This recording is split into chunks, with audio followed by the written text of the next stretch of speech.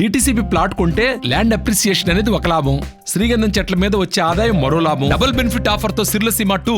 And sir finally ఇప్పుడు మళ్ళీ తెలంగాణలో ఈ లోక్సభ ఎన్నికల్లో సో మళ్ళీ ఏ జెండా ఎగురుతుందంటారు? ఏ పార్టీకి ఎన్ని సీట్స్ వచ్చే అవకాశం ఉందంటారు?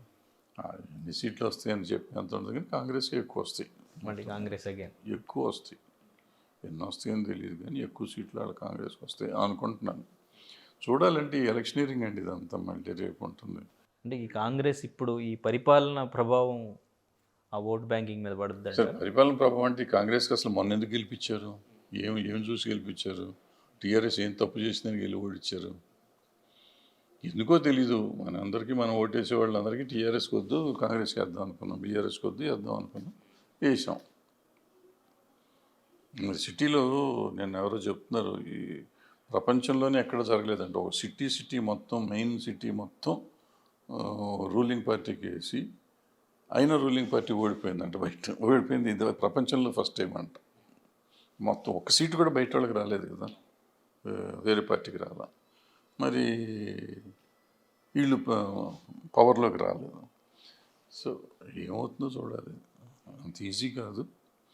బట్ ఇప్పుడు ఎంతమంది వలస వెళ్తారు. ఇప్పుడు మనం 2014లో చూసుకుంటే ఇక్కడ 12 సీట్లు ఏమో తెలుగుదేశానికి వచ్చినాయి. అప్పుడు అంటే టీఆర్ఎస్కి అగెనెస్ట్గా ఉన్నట్టుగా.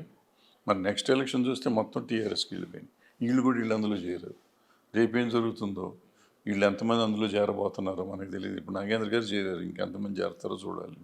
అంటే ఈ బీజేపీ ప్రభావం ఏం లేదంటారు? ఉంటుంది ఎందుకంటే బీజేపీ డెఫినెట్గా బీజేపీకి వస్తాయి. ఆల్రెడీ లాస్ట్ టైం 5 ఉన్నాయి కదా, ఇప్పుడు 5 6 వస్తాయి అనుకుంటా. ఈ కవిత గారు అరెస్ట్ తర్వాత సో బీఆర్ఎస్ మీద కానీ లేదంటే ఇటు బీజేపీ మీద కానీ దీని ప్రభావం ఏమన్నా ఈ ఇష్యూ సంబంధించి? ఎవడు పట్టించుకుంటాడు? ఎవరు పట్టించుకునేది లేదు అసలు. వాళ్ళకి ఫ్యామిలీకి ఉంటుంది కానీ మా కామన్ మ్యాన్కి ఏముంటుంది? ఆవిడని పట్టుకుంటే ఏంటి, పట్టుకోపోతుంది.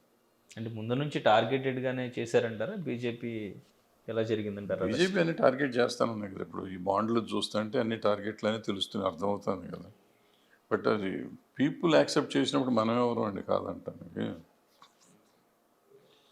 ప్రజలంతా ఒప్పుకుంటున్నారు కదా, ఏం చేసినా ఒప్పుకుంటున్నారు కదా. సో అది రైటే అనుకోవాలి మనం కూడా. పార్టీ మీద పడదంటారా ఈ లిక్కర్ స్కామ్ ప్రభావం, ఈ అరెస్ట్ ప్రభావం? ఏం పడదు.